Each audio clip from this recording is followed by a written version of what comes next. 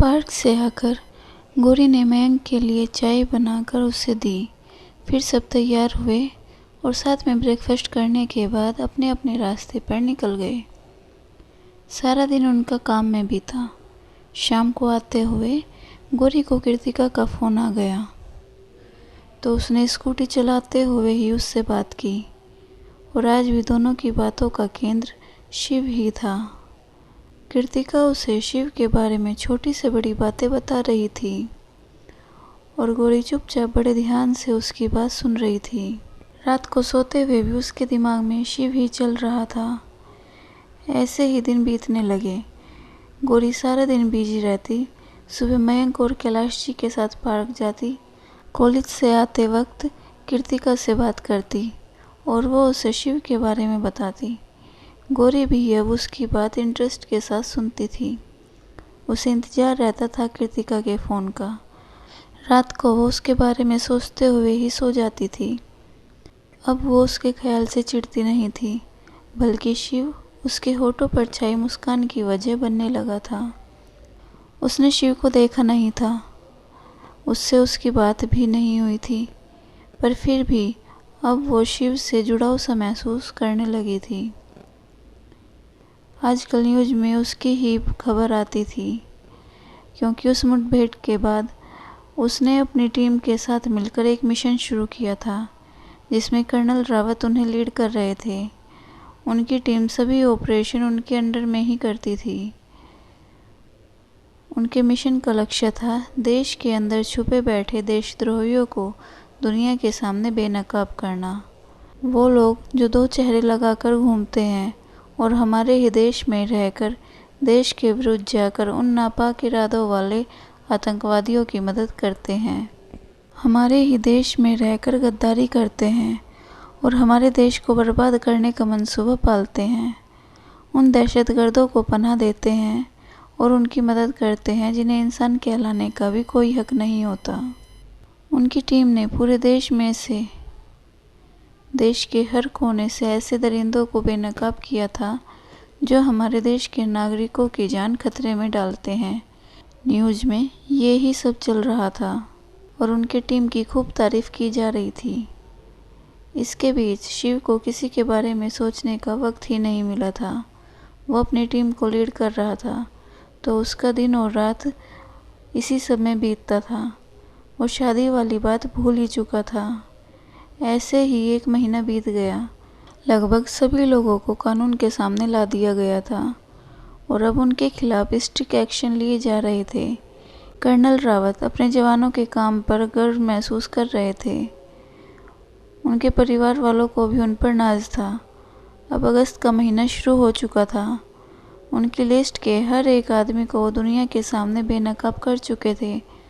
बस एक ही रह गया था।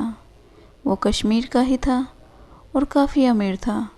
उसका रुतबा ऐसा था कि बिना पुख्ता सबूतों के उन पर हाथ डालना मतलब कश्मीर में अशांति फैलाना। इसलिए अब उन्हें इंतज़ार था उसके खिलाफ सबूत मिलने का, पर वो अब अलर्ट हो गया था। इसलिए कुछ वक्त के लिए उन्होंने इस ऑपरेशन को यहीं छोड़ दिया था और सभी अपने बेस कैंप लौट आए थे। यहाँ उनका बढ़िया स्वागत किया गया था। खुद कर्नल रावत ने उनकी पीठ थपथपाकर उनको शाबाशी दी थी, पर तब शिव ने यह कहकर उन्हें चुप करवा दिया था कि अभी ये कामयाबी अधूरी है। वो कल ही लौटे थे, आज उन्हें छुट्टी मिली थी। आदित्य तो सुबह जल्दी ही उठ गया था, पर शिव रात भर जागता रहा था, क्योंकि यहाँ आते ही उसको सब बातें याद आ गई थी। वो लगभग 8 बजे उठा था। वो बाथरूम में ही था कि आदित्य खुशी से उछलते हुए रूम में दाखिल हुआ और चिल्ला कर बोला, शिव बाहर आ यार, देख मैं तेरे लिए क्या लाया हूँ। आज तो तू खुशी से नाचने ही लगेगा।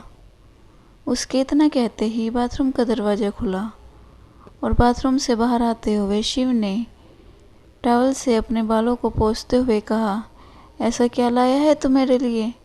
मेरा तो पता नहीं, पर तू खुशी से बावला हो गया है, तो अब बता भी दे क्या हुआ है।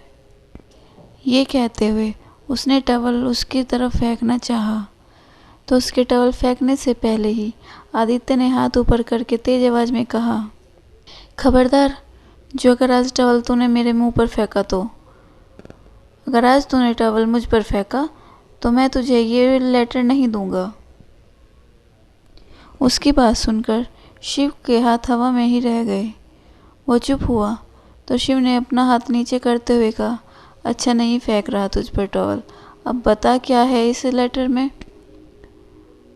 अब जाकर आदित्य ने चैन की सांस ली और उसकी तरफ बढ़ते हुए बोला, एक गुड न्यूज़ है, तू खुद ही पढ़ ले क्या है इसमें।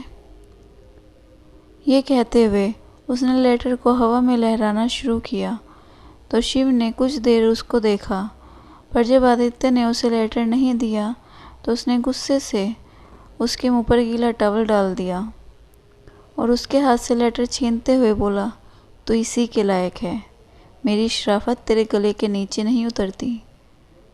उसने लेटर खोलना शुरू किया तो आदित्य ने टॉवल दूसरी तरफ फेंका और उसके हाथ से लेटर छीनकर भागते हुए बोला, अब पढ़कर दिखा क्या है इसमें। वो आगे आगे भाग रहा था और शिव उसको देने की कहते हुए उसके पीछे भाग रहा था। वो अपने रूम से बाहर निकलकर बेस कैंप के चक्कर काट रहे थे। वहाँ आसपास एक्सरसाइज और बाकी कामों में लगे देश के अन्य सिपाही उन दोनों को देखकर मुस्कुरा रहे थे।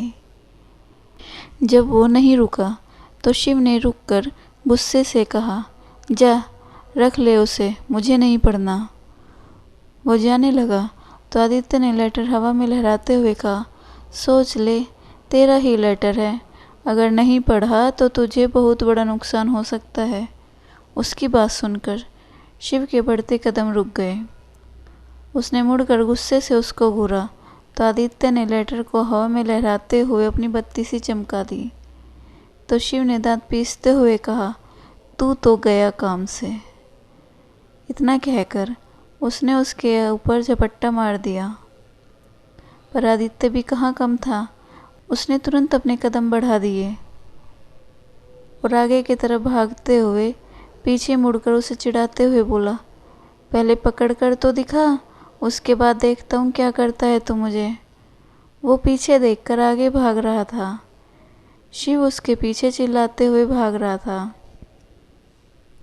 अचानक ही वो भागते भागते रुक गया तो आदित्य ने हंसते हुए कहा, क्या हुआ मेरे बब्बर शेर, इतने में ही थक गए। आगे के शब्द उसके मुंह में ही रह गए। उसके मुंह से हाय और रब्बा निकल गया। शिव ने अपनी आंखें बंद कर ली।